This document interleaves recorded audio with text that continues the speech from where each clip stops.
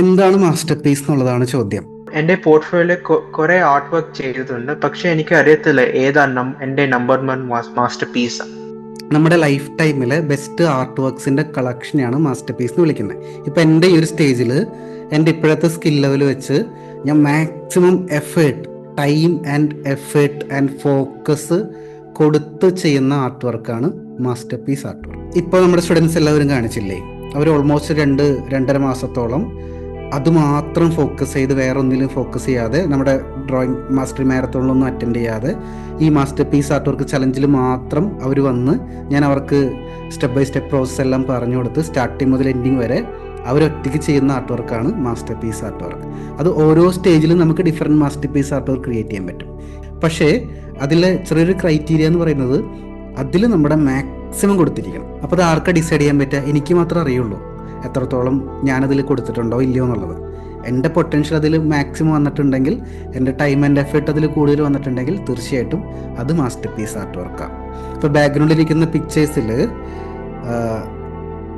അതിലേതാ master piece art work എന്ന് ചോദിച്ചു കഴിഞ്ഞാൽ, ഞാൻ ഏറ്റവും കൂടുതൽ ടൈം ആൻഡ് എഫേർട്ട് കൊടുത്തതും എനിക്ക് ഏറ്റവും ഇഷ്ടമുള്ളതും ഒന്ന് ഇത് ഐൻ്റെ പിക്ചർ.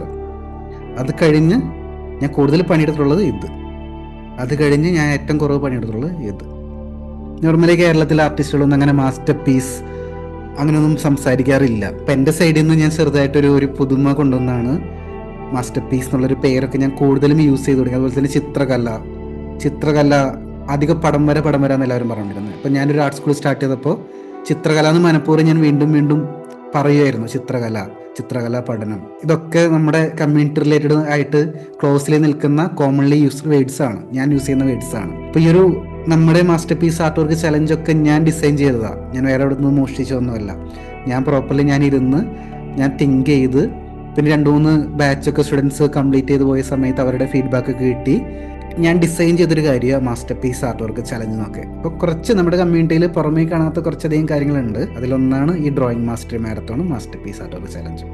പക്ഷേ ആർട്ടിസ്റ്റുകൾ മാസ്റ്റർ പീസ് ചെയ്യാറുണ്ട്.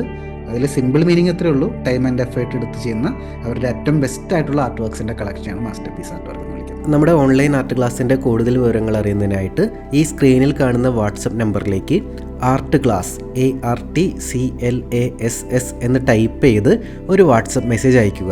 അതിനുശേഷം വാട്സപ്പിലൂടെ തന്നെ നിങ്ങളുമായിട്ട് ഇൻട്രാക്ട് ചെയ്തതിന് ശേഷം നിങ്ങൾക്ക് യോജിച്ച ആർട്ട് കോഴ്സിൻ്റെ ഡീറ്റെയിൽസ് ഞങ്ങൾ ഷെയർ ചെയ്യുന്നുണ്ടായിരിക്കും. സോ ആ സ്റ്റെപ്പ് ഫോളോ ചെയ്യുക, എന്നിട്ട് ക്ലാസ്സിലോട്ട് ജോയിൻ ചെയ്യുക.